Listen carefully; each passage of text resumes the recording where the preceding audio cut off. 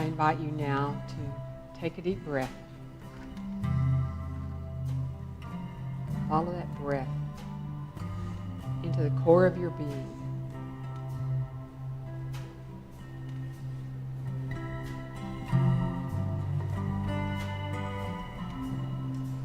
It is not I, but the Christ within that does the work.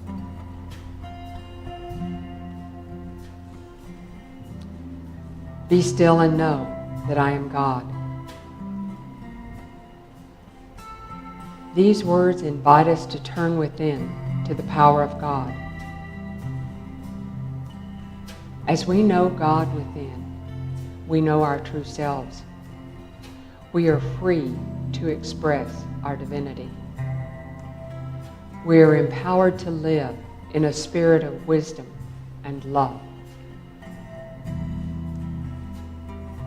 As we spend time together in silent soul communion, our minds open, our hearts are receptive to divine inspiration. We listen. We affirm our good. We release. And we give thanks.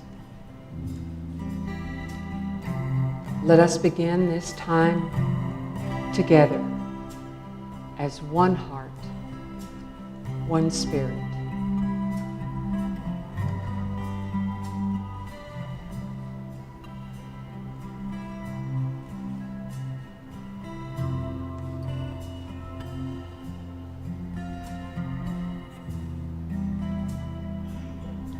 Peace dwells in the silence of my soul, quieting my thoughts. I become still and simply be. I am present in this moment. I deepen my connection with Spirit within.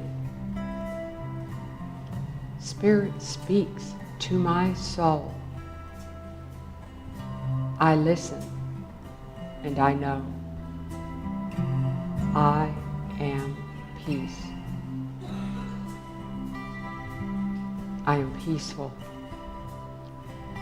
My soul is lifted high into a new realization of peace as I enter the silence of prayer.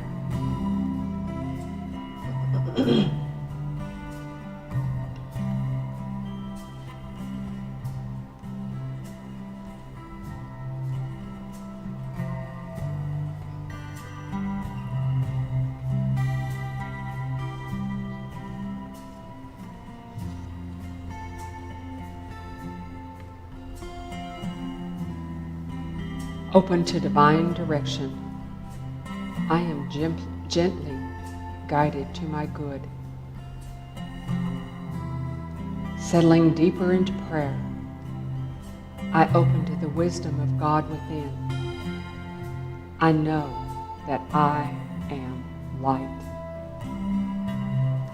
Wisdom comes to me softly as a whisper, gently as a nudge, clearly as a cloudless sky.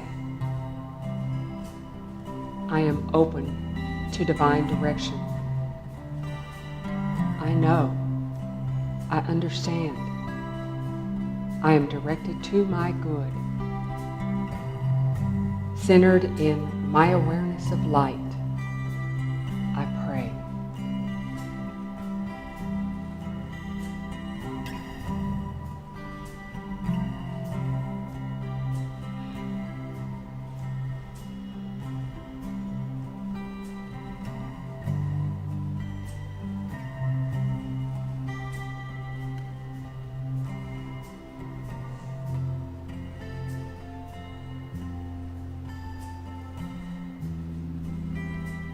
The life of God flows through me as renewing energy. In this moment, I know I am life. Divine life is the essence of my being. I attune to life within and feel energy pulsing through me, revitalizing, renewing my mind and body. I am strong. I release any thought that does not reflect the life that I am. I pray in this knowledge. I am whole.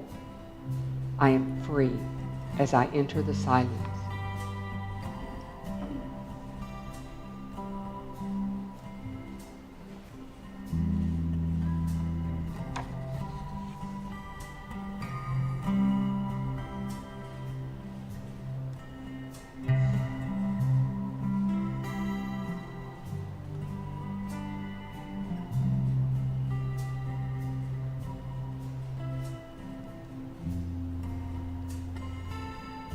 Now I open my mind to divine ideas, and new avenues of supply are revealed. I know absolutely that I am abundance. Attuned to divine mind, I have an infinite resource of creative ideas and prospering ways to use them. All avenues of good are open to me. As I pray in the stillness, I give thanks for the inspiration that guides me and the courage that sustains me on each new venture.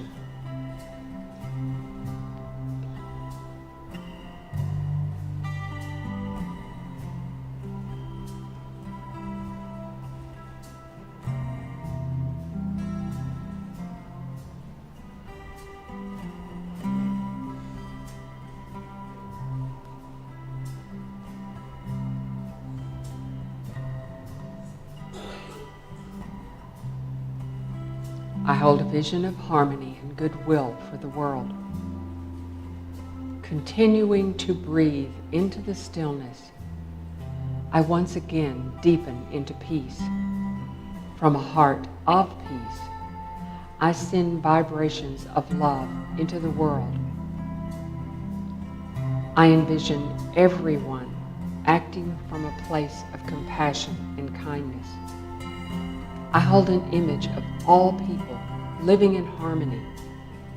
Immersed in peace, I pray.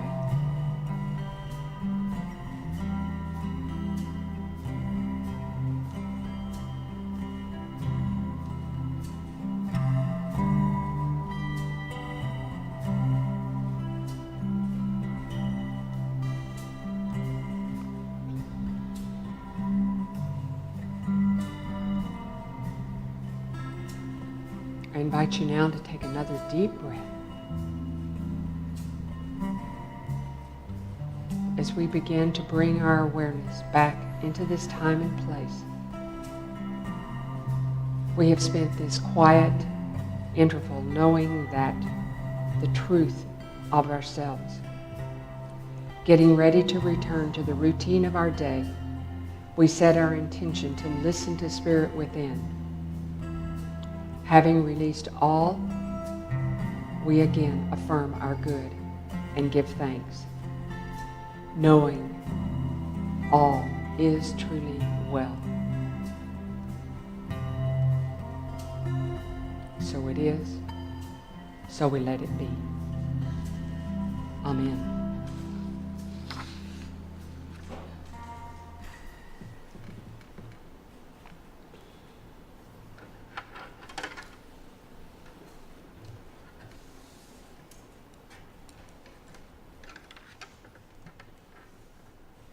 I got too much stuff up here today. It just seems to be stuff everywhere.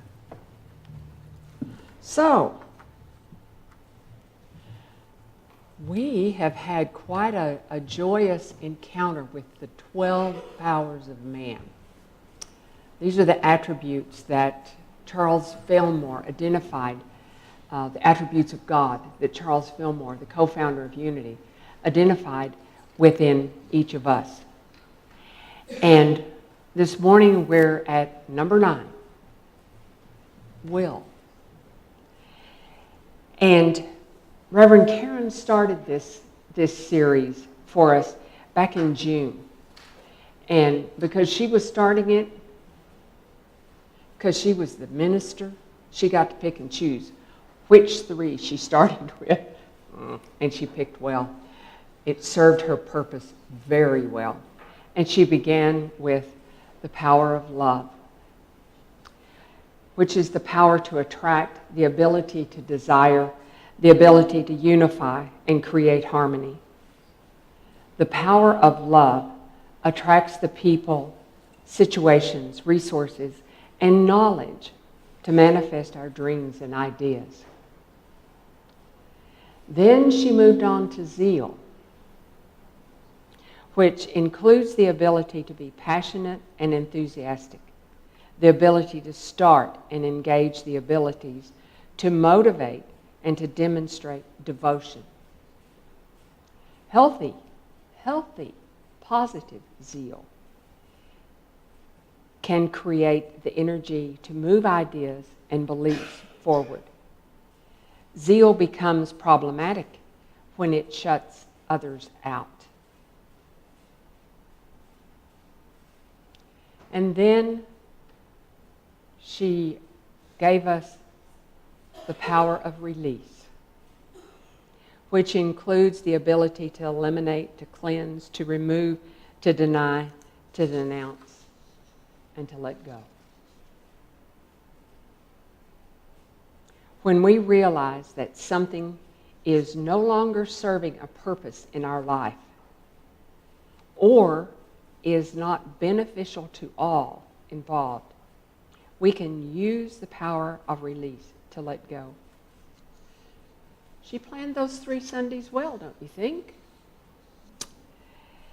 Then in July, Reverend Sandra picked it up with the power of power. The attributes of true power lead to self-mastery, becoming a master of our skills, mastering our challenges, mastering knowledge, becoming self-governing. These areas of mastery give us authority and dominion over our lives and over our own creations. Then she talked about imagination. It is the ability to picture, to envision, to dream, to conceptualize, imagine, and embody. Everything that exists began as an idea, a dream, an image. Speaking of image, I love this one. It shows all the 12 powers in the power center with color, and if you can read it well enough, it also has the color and the disciple attached to it. And I particularly like this image because it shows a lot of energy in movement. And I think that's what these 12 powers are brought to our attention for, is so that we can embody them in everything that we do in our life. After imagination, we talked about order, the attributes of which include the ability to organize and balance sequence, to adjust and to evolve. Strength was next, attributes of which are the ability to endure, to stay the course, tenacity, perseverance, the demonstration of courage, and stability. The power of strength allows us to hold to our dreams, to do the work needed to feed our dreams and ideas, and to stand firm in what we believe in. Then last week, Rick Busby was here, and he talked to us about faith, the ability to believe, to expect, and to anticipate, to intuit and perceive. The power of faith begins to move forward our dreams, our ideas, and visions. So today, I'm going to talk about the power of will, which makes my heart sing. This is the big guy. It's the one that's necessary for the others to function. A few years ago, no, I'm getting ahead of myself. In the 12 Powers of Man, Charles Fillmore wrote, "The will moves to action all the other faculties of the mind." Oh, hey, that's cool. Now you can read what it says about will, as well as understanding and little bits of the other. The will moves to action all other faculties of the mind. The attributes of the power of will include the ability to choose, to decide, to command, to commit, to lead. Positive application of the power of the will enables us to make personal choices about who we will be and how we will show up in life. In Christian healing, Charles says that the will is the executive faculty of the mind and carries out the edict of the I am. That higher self, that Christ within, that is a part of all of us. The ability of will is about putting that executive faculty of mind to use. It allows your most elevated consciousness to make the really important choices in your life. If we think about it, we've already made hundreds of choices, and it's not even noon yet. You know, you made a choice whether to get up or to snuggle back under the covers and stay there for a while, or to get up and have a cup of coffee and go back to bed, or, and it goes on and on and on.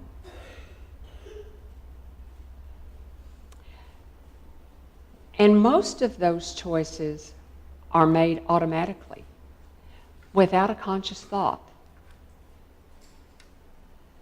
We brush our teeth most often, just out of habit.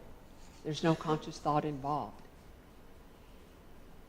But when it comes to the really important choices, it's in our best interest to choose those choices with intention rather than by default, like most of the ones that we've made today. The 12 powers are the attributes of God that Charles Fillmore identified in man, as I said earlier. And in 2010, Reverend Dr. Paul Hasselbeck and Reverend Dr. Cher Holden wrote a book that I just love. It's called Power Up, and that's where this graphic comes from. And it talks about the moving of spirit within. Power Up, the 12 powers revisited as accelerated abilities, in which he uses the words abilities and power interchangeably. He shows us how all of the abilities are in play in our choice making. However, the ability of will is the one we use to actually make the choice. It is often called the executive power of mind. In addition to the ability to choose and decide, it is also the ability to command and direct. It actually moves all other abilities into action. Think about it. Let's just think about it for a minute. We choose what we believe. That's the power of faith. We choose when and where and for what we stay the course. That's the power of strength. We choose what we judge and when we apply what we know. That's the power of judgment. We choose what we desire, need, require, and from whom we have the highest regard. That's the power of love. We choose what we master or have dominion over. Power of power, dominion. We choose what we visualize. Imagination. We choose what we know, which is understanding. We choose when and what we organize, sequence, or adjust. That's the power of order. We choose what we are passionate about. The power of zeal. What we deny, what we get rid of, that's elimination. And then we choose what we vitalize or enliven. That's the power of life. We still have 3 more to go after today. We haven't talked about understanding, wisdom, and life, but we'll delve into those in the next 3 weeks. I'd like to look at how the power of will shows up in the story of the prodigal son. You'll find it in Luke 15:11 through 32. I think most of you are familiar with the story. You've probably heard it lots of different ways. You've probably heard it preached lots of different ways. But for our purposes this morning, I want to just look at some of the choices that the younger son and his father made, and how we can identify the will at work in conjunction or in moving other powers, other abilities in their life. As you remember, the younger son he wanted what he wanted when he wanted it. He was just being a brat from my perspective. And give me my inheritance now. That's probably, the bottom level of the use of will. I want what I want when I want it. Anybody familiar with that? If you've got a teenager or ever raised one, you are. And Father said, okay. He gave him his inheritance to do with what he chose. And that was his use of the power of love and judgment. Was it the best choice for his son? Who are we to say? He was doing the best that he could with what he had to work with at the time. Using the power of will to activate the power of love, judgment. And what does this crazy kid do? But he goes off and squanders his inheritance in riotous living, shall we say. And before long, it's all gone. And the far-off country that he went to had a famine befall it. Oh my. Here's this kid who is a stranger in the country and not very welcome, finds himself without anything. He was in need. And some generous farmer allowed him to feed his pigs. Can you imagine how humiliating and upsetting it was for this good Jewish kid to be feeding pigs? In his upbringing, excuse me, pigs are filthy. You have nothing to do with them. And he was with that for a while. And as he was dealing with all of this upset, he came to the realization that, my father's servants are eating well. They are being cared for. And I need to just suck it up and go home. I think he would give me the privilege of working side by side with the servants. So he did. He made his way home. And his father saw him coming And once again, activating that power of love made a big demonstration for this child. Welcomed him with open arms, put a ring on his finger, had the servants slay the fatted calf, and make a party for this kiddo. Again, using that love, that judgment, that strength. But he had to be willing. He had to make a choice as to what he was going to do. He could have said, "Oh, no, you've made your bed, lie in it." But he didn't. And as we think about this story, we see lots of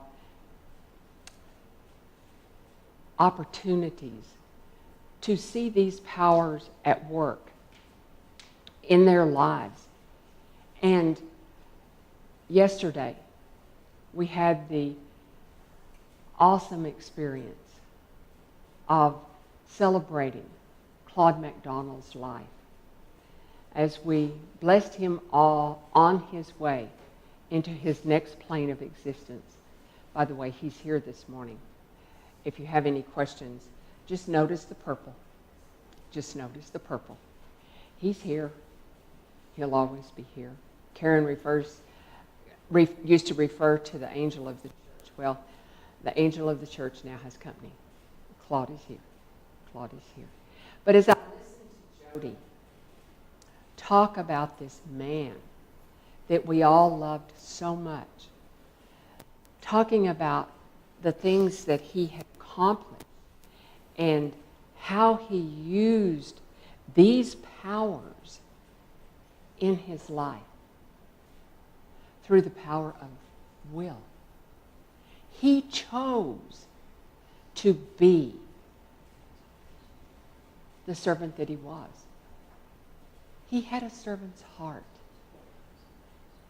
And nothing was more important to him than to serve God. And he did that with every fiber of his being. And I kept sitting there listening to these stories going, oh, that's the power of. But he had to make a choice. He had to decide. He had to be willing. What a gift he was. He led by example.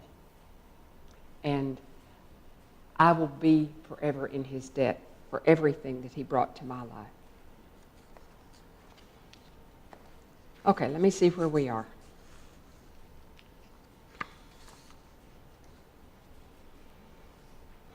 Ernest Holmes says about the prodigal son, the prodigal son remained prodigal as long as he chose to, until he was willing to listen to the small, still voice and return to his father's home, where he was greeted with open arms, and in his own way, he recommitted to living his purpose, doing God's will. Okay, Holmes referred to doing God's will. And anytime I've taught the power of will, inevitably someone will say or want to know about how the power of will and doing God's will differ. And there may be someone in this room right now who's asking the same questions, like, what is God's will for my life? How do I know what is God's will? And from my perspective, that all stems from an old religious belief system in which an anthropomorphic God is out there micromanaging our lives. In Unity, we believe that the will of God is non-specific for our lives. The divine plan for our lives is to make wise choices that bring about the highest good based on what we know at the time and the way that we make these choices by using the power of will. All the attributes of God are verbs, not nouns. A noun refers to a thing, an object. And because it is a noun, we experience it as outside ourselves. For example, when I say, I have willingness, we are treating it like it is something that we possess, like a car, a glass of water, or a cute cat. I have willingness says nothing about who we are. And that's why it isn't as powerful as the statement, I am willing. So says Maria Namath in her book, Mastering Life's Energies, which, by the way, we're studying on Monday nights at 7 o'clock across the hall in the Wisdom Room. It is one of the most profound works that I have encountered in a very long time. And I believe the Tuesday morning study group is going to go through it again once they finish Marianne Williamson's work. And I'm really excited about that. They'll probably have to endure me through all of that as well, because I've got to read it again and again and again. But she goes on to say, I am willing is the most potent statement that we can ever make. It signifies that right here, right now, you are ready to go ahead with your life without being forced. You are voluntarily participating, no longer being dragged onto your life's path, leaving heel marks in the dirt. We decide. We have a choice. It's ours in every matter. And when we make those decisions consciously, rather than by default, our lives become joy-filled and luminous. I never will forget the first time I heard a lesson on the power of will. It was a long time ago. I was sitting in a Unity church in Austin, Texas. There's a couple of you who had the privilege of knowing Reverend Linda Pendergrast. And I was sitting there I was just like a sponge. I was just beginning Unity. And, you know, I don't remember anything in this wide world that woman said that day, except you decide. You have a choice. And I heard that in a way that I wanted to stand up and shout, hallelujah! I have a choice. I get to decide. That's the power of will. And then I began my work in learning about all these other attributes of God that are within. Not just me, but within everybody. We got here with it, kids. It's ours. And guess what? We decide whether we're going to use them or not. We decide how we're going to use them. Are we going to use them for the highest good of all? Or are we going to just and go muddle along and use our default? I hope not, because life can be so much more than living unconsciously. It's what I refer to it as. The power of will is the power of choice, commitment, and willingness. Our little friend in The Prodigal Son had to become willing to do the right thing and to return home to his family, which was, from his perspective, a recommitment to living His purpose. That's the power of the will at work. I think it's so exciting to see how we use our will to move all the other abilities or powers into action. And I invite you all to take a look at the choices you make and how you engage the other abilities or powers. God bless you all. Namaste.